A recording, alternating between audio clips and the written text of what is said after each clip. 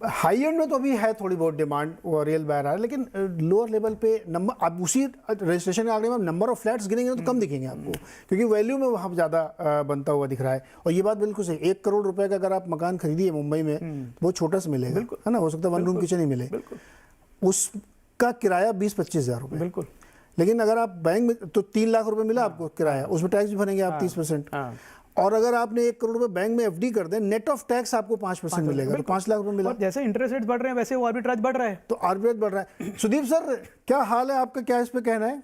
Real estate क्या थोड़ा धीमा पड़ रहा है क्या? जी नीरज जी, आप और अभय जी बिल्कुल सही कह रहे हैं। मैं इसमें और एक दो मुद्दा बताना चाहूंगा जो कि एडिशनली एक आई वुड से रेड लाइट फ्लैशिंग जैसा है। जो आज के दिन में, जैसे आप लोगों ने बताया, जो high value flats, high value properties में कामकाज हो रहा है, और इसके बहुत सारे कारण हैं। एक कारण तो ये था कि जो प्रॉफिट कैपिटल मार्केट में या और किसी क्षेत्र में जो प्रॉफिट हो रहा था, वो प्रॉफिट रियल एस्टेट में डिप्लॉय होता था, वहां पे टैक्स एग्जेम्पशन था। अब ध्यान दीजिए, बजट पे 10 करोड़ के ऊपर प्रॉपर्टी परचेज में वो एग्जेम्पशन हटाया गया है। पहले क्या हुआ, आपने कहीं 100 करोड़ का प्रॉफिट किया किसी ट्रांजैक्शन में, किसी प्राइवेट इक्विटी डील में, और वो एक शानदार फ्लैट में या किसी जगह में डिप्लॉय होता था, पूरा टैक्स एग्जेम्पशन मिलता था। अब वो खत्म हो जाएगा अप्रैल से। तो एक ये भी दबाव आने वाले दिनों में आएगा। तो जो जो हाई वैल्यू प्रॉपर्टी है उसका क्या ट्रैक्शन रहेगा, अप्रैल से देखना पड़ेगा। मार्च तक तो वो रूल है, शायद जिनको डिप्लॉय करना है सब डिप्लॉय कर रहे हैं। तो रियल सिनेरियो प्रोबेबली अप्रैल के जब आंकड़े आना चालू होगा तभी पता चलेगा। दूसरा बात मैं बताना चाहूंगा कि जब ब्याज दरें कंटिन्यूअसली बढ़ रहे हैं, तो मिडिल और लोअर मिडिल क्लास जो हाउस बायर्स, उनके लिए दिक्कत पैदा हो जाता है। और आज के दिन में जैसे इंटरेस्ट रेट कंटिन्यूअसली बढ़ रहा है, तो for them property becomes more and more beyond reach. तो ये दोनों फैक्टर सामने है। वैलिड है sir, wait and watch I would say for real estate. हाँ, इसमें कई सारी स्टोरीज लिखी गई हैं, जो 10 करोड़ से ऊपर वाले में टैक्स आउट को बढ़ेगा, तो उसकी वजह से लोगों को दिक्कत आ रही। लेकिन साउथ वाला मार्केट जिधर सुनील सर रहते हैं, और जो दिल्ली वाला मार्केट है, उधर तो बहुत ही, आपका मार्केट सर साउथ का तो मुझे बहुत सही है, वो एकदम स्टडी ग्रोथ में चलता है, ना कभी बहुत हॉट ना कभी कोल्ड। और दिल्ली में तो पता नहीं क्या आग लगी हुई है, गुड़गांव में तो मतलब क्या। पहले आप बताइए, साउथ वाला ठीक ठाक चल रहा है? नहीं, देखिए, मैं कहूंगा कि एक्चुअली इन लोग जो कह रहे थे कि हाई वैल्यू में प्रॉब्लम है, मेरे को अफोर्डेबल हाउसिंग में प्रॉब्लम दिख रहा है। जो भी हमारी डिस्कशंस होती है रियल एस्टेट डेवलपर से, एज अ वो कह रहे हैं कि अफोर्डेबल हाउसिंग के क्षेत्र में उनको चैलेंजेस दिख रही है, क्योंकि कॉस्ट ऑफ कंस्ट्रक्शन और ये बहुत बढ़ गया है, तो कॉस्ट ऑफ प्रॉपर्टीज बढ़ रहा है। एट द सेम टाइम ब्याज ऑलमोस्ट 2.5 to 3% बढ़ गए हैं, तो ईएमआई का प्रेशर भी आ रहा है। तो वो फ्रेश अफोर्डेबल हाउसिंग प्रोजेक्ट्स वो लॉन्च करना नहीं चाह रहे, तो वो उसमें वो सप्लाई कंस्ट्रेंट है। तो ये आने वाले दिन में ग्रोथ के लिए it's not good, because affordable housing को गवर्नमेंट की बहुत सपोर्ट है, आधार हाउसिंग, हाउसिंग फॉर ऑल, ये सब चीजों में मेरे को उधर दिक्कत दिख रही है। और वो एक प्रॉब्लम है, क्योंकि जो हाई वैल्यू स्टफ आपने बात किया, वहां पे अनसोल्ड इन्वेंट्री का यूज अप हो रहा था, राइट, वो वही ड्राइव कर रहा था रियल एस्टेट मार्केट को। अब फ्रेश लॉन्चेस के लिए देखिए, एक तरफ सीमेंट, स्टील, सबके इनपुट कमोडिटीज भयंकर बढ़ गए हैं, प्राइसेस, रेट्स भी बढ़ गए हैं। तो मेरे ख्याल में थोड़ा एक कूलिंग टाइम होगा रियल एस्टेट में till the reality sets in. तो साउथ में मैं देख रहा हूं कि साउथ में खास चीज क्या है कि लोग ज्यादातर हाउसेस, अपार्टमेंट्स या प्रॉपर्टी को इन्वेस्टमेंट के तौर पर नहीं देखते हैं, मगर एक्चुअली घर जाके जो रहने वाले हैं, जो रेंट से staying in the own house, उस हिसाब से एक जेन्युइन बाइंग का डिमांड होता है, इसलिए वो स्टेडी रहा है। और वहां पे मेरे ग्रोथ में कोई कमी नहीं दिख रही है, बिकॉज यूएस में जाते हैं बच्चे तो पेरेंट्स के लिए इधर घर खरीदना चाह रहे हैं, वो बेसिक कोर डिमांड साउथ में वो जारी है। मगर ये इन्वेस्टमेंट वाला जो सर किसी ने बताया कि वो बैंक के डिपॉजिट की रेट बढ़ गई, at the same time housing loans की रेट बढ़ गए, तो दो मार्जिन जो मिलता है बाय रेंटिंग वो कम हो गया है। तो उसका असर शायद बाकी मार्केट में ज्यादा दिख रहा है, वही हमारे पास डेवलपर्स कह रहे हैं। मगर ओवरऑल साउथ के मार्केट में अभी भी हमें ग्रोथ दिख रहा है, क्योंकि जेन्युइन डिमांड अभी भी सेटिस्फाई हो रहा है उधर। जी, लेकिन दिल्ली का मार्केट रुक नहीं रहा है।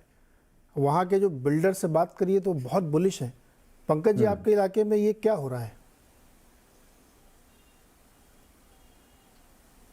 देखो नीरज जी, मैं थोड़े डिफरेंट क्लब को बिलोंग करता हूँ जो हाँ, अभी बताइए। हमारे फेलो पार्टिसिपेंट्स ने अपनी राय दी। मेरा ये मानना है कि owning a property still a very big thing, and जिस तरह से एक जो हम देख रहे हैं कि एक क्लास ऑफ इन्वेस्टर्स बोलिए या जो एक यंग प्रोफेशनल्स हैं जिनकी सैलरीज अच्छी है, या हाई एंड इन्वेस्टर्स हुए या high and luxury flats, apartment, bungalow जो ओन करना चाहते हैं, आई थिंक वो एक क्लास बढ़ती जा रही है। आई थिंक पोस्ट कोविड ये इफेक्ट देखा गया है जिसके अंदर अभी कोई खास रिलेंटस नहीं देखने को मिली है। और अगर हम देखें अभी दिल्ली में हाल ही में जो दिल्ली एनसीआर के सबसे बड़े बिल्डर हैं, उन्होंने बहुत ही एक लग्जूरियस प्रोजेक्ट लॉन्च किया, और जिस तरह के सोशल मीडिया पे फोटोग्राफ्स यूज़ आ रहे थे कि that 1100-1200 flats worth about 7 to 8 crore rupees were laced in a single day. और ये हम अपने आसपास और भी देख रहे हैं। I won't go by just one incident. और एक और हमारे अंदर एक जनरल एक साइकी हैगी कि and which has been proven time and again, proven right, कि अगर इन्फ्लेशन को बीट करना है तो I think real estate could be one of the option apart from equity, good real estate. So वो मेरे को लगता है कि ऑप्शन अभी भी एक्सरसाइज हो रही है। किसी पर्टिकुलर पॉकेट में, रियल एस्टेट की पर्टिकुलर पॉकेट्स में मे बी अफोर्डेबल या लो इनकम में स्लो डाउन आ गया है, नहीं आ गया है, वो कहना मुश्किल है। But all in all I still feel that जो अच्छे डेवलपर्स हैं, momentum is still there. But साथ में ये भी कहना चाहूँगा, शायद जो शेयर के प्राइस रिफ्लेक्शन है, शायद वो पूरी तरह उसको कैप्चर नहीं कर रहे या उसके बियॉन्ड कुछ देख रहे हैं। So all in all I think ये जो एक डिबेट है कि whether owning a particular piece of property is better than taking a piece of property on rent for n number of years, I think this is a ever going debate. But I still believe कि अगर if being a little, if you can stretch a bit and still own a good property, I think that is always beneficial. So मेरे को ऐसा लगता है कि बहुत कोई serious slow down real estate में, अच्छे रियल एस्टेट में देखने को नहीं मिला है, एंड अभी शायद वो डेंट देखने को नहीं मिला। ठीक है, इंटरेस्ट रेट अगर यहाँ से और बहुत ज़्यादा ऊपर हो जाते हैं, आपके सपोर्ट में सर एक और लॉजिक है, वी कुड सी दैट। कुछ लोग कहते हैं कि यार अभी तो ब्याज दर मान लीजिए बढ़ के 9-10% भी हो गई हैं, तो ये 15-20 साल का लोन लोग लेते हैं ना, तो वो एवरेज आउट होकर उतना ही कम हो जाता है। ये भी एक लॉजिक लोग देते हैं। आपके पास एक ऑप्शन है कि आप ईएमआई उतनी बढ़वा रखिए, लीजिए। पर अपनी जो टेनर है बड़ा 15 साल के लोन का 20 साल हो जाएगा, आपकी ईएमआई उतनी रहेगी। मतलब कुल मिला के आप 2-2.5 गुना चुकाएंगे, आप चाहे 50 साल चुका जाए। अच्छा, बहुत क्विकली हम जानना चाहते हैं, बहुत संक्षेप में बताइए, क्योंकि समय कम है। कहाँ नजर है आपकी आजकल? तो इसमें अभी देख रहे हैं Neeraj ji, textile apparel export companies, क्योंकि एक ऐसा क्षेत्र है जो बहुत टाइम से इतना पिटा हुआ है कि इन्वेस्टर का कोई इंटरेस्ट नहीं है। अगर मैं किसी इन्वेस्टर से बात करूं तो वो इधर उधर देखने लगता है, क्योंकि प्रॉब्लम्स बहुत रही हैं इस सेक्टर को। इतना बड़ा सेक्टर है, एम्प्लॉयमेंट देता है, एक्सपोर्ट्स में नंबर 2 या नंबर 3 है, पर एक तो कॉस्ट प्राइस इन्फ्लेशन बहुत ज़्यादा था, दूसरा यूएस में रिसेशन का डर है कि इनकी डिमांड कम हो जाएगी, और तीसरा सबसे बड़ा प्रॉब्लम ये है कि इंडिया ने अभी तक एफटीए साइन नहीं किए हैं काफ़ी समय के बाद, तो इसकी वजह से इनको कस्टम ड्यूटी 10% देनी पड़ती है, जो कि बांग्लादेश, वियतनाम जैसे एक्सपोर्ट को नहीं देनी पड़ती है। तो इतने सारे हेडविंड्स के बावजूद मैं देखूं तो कंपनीज जो हैं, लीडिंग कंपनीज इस सेक्टर में, टेक्सटाइल अपैरल की मैं बात कर रहा हूं,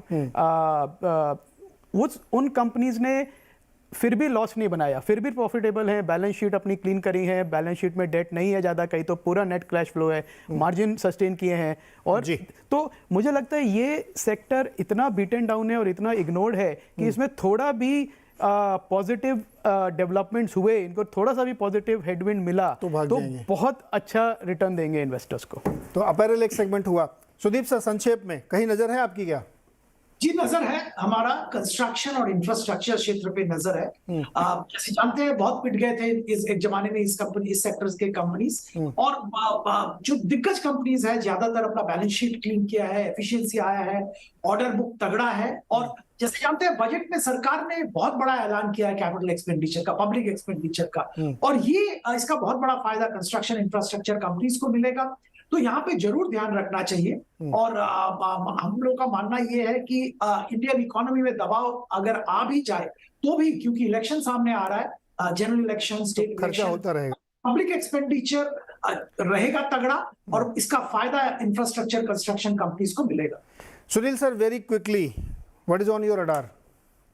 मेरे को दो चीजें, प्राइवेट बैंक्स जहां पे जैसे मैंने कहा 6% का करेक्शन हुआ है विच इज अनवारंटेड, उनके नंबर्स बेहतर आ रही है और आने वाले दिन में फाइनेंसिंग उनका बहुत जरूरी होगा। और नंबर 2 होगा मैन्युफैक्चरिंग, क्योंकि प्राइवेट सेक्टर कैपेसिटी एक्सपेंशन की स्पीड बढ़ते हुए दिख रही है मुझे, और उसके कारण logistics, building materials, EPC contractors जो भी उस एक्सपेंशन को सपोर्ट करने वाले हैं through material supply and execution, so execution contractors for private sector capacity expansion specifically मेरे लिए अभी भी मार्केट ने उनका जो ग्रोथ पोटेंशियल उसको डिस्काउंट नहीं किया है इन द ईपीएस। तो ये 2 सेक्टर होंगे मेरे लिए।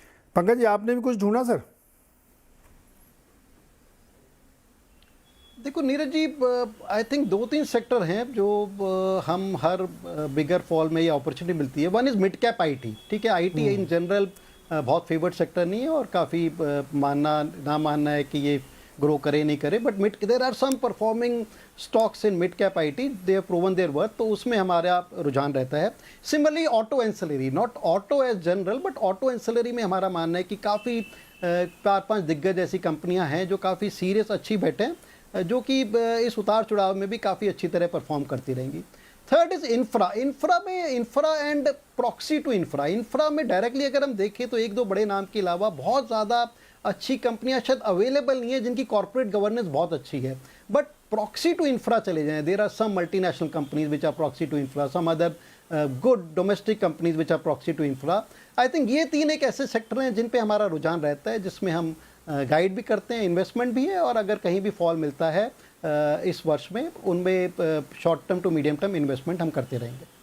परफेक्ट। तो ये 4-5 आइडियाज़ आपको मिले, जब भी मौका मिले आप इसमें पढ़ाई लिखाई करिए। अच्छा, कभी कभी हम आवाज़ अड्डा इस पर करते हैं, जब स्टॉक्स की बात करते हैं तो उसमें भी ये सब चीज़ें आती हैं, तो आप चूज़ कर सकते हैं। मैं बहुत टेम्पटेड हूँ एक दिन ये डिबेट करने के लिए कि किराए पर रहें या खरीद के रहें मकान।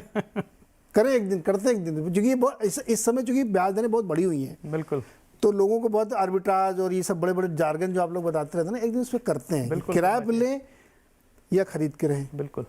और किराए पे लें तो कहाँ लें, कैसे लें, और खरीदें तो किस एज में खरीदें, लोन लेके खरीदें कि डाउन पेमेंट में खरीदें, कैसे खरीदें, इस पर एक दिन चर्चा करेंगे आवाज़ अड्डा पे। लेकिन आज के लिए समय इतना ही है। आप सब लोगों को बहुत बहुत शुभकामनाएं। होली के साथ जम के खेलिएगा। एक आध दिन थोड़ा पानी ज़्यादा खर्च हो जाएगा तो ऐसा कुछ तूफान नहीं आ जाएगा, है ना, तो खेल लीजिएगा होली मस्त। और 2 दिन इस बार तो मतलब देखिए 2 दिन आपको मौका मिलेगा, तो आप 7 को भी खेलिएगा, आप 8 को भी खेलिएगा, तो आनंद मनाइए सर। हम लोग भी मुंबई में होली मनाएंगे। बिल्कुल। तो बहुत बहुत शुक्रिया आप सबको, बहुत शुभकामनाएं होली की। एंजॉय करिए, हेल्थ का ध्यान रखिए, और मौका मिले तो निवेश जरूर करिए अच्छे प्राइस पे। बहुत बहुत शुक्रिया।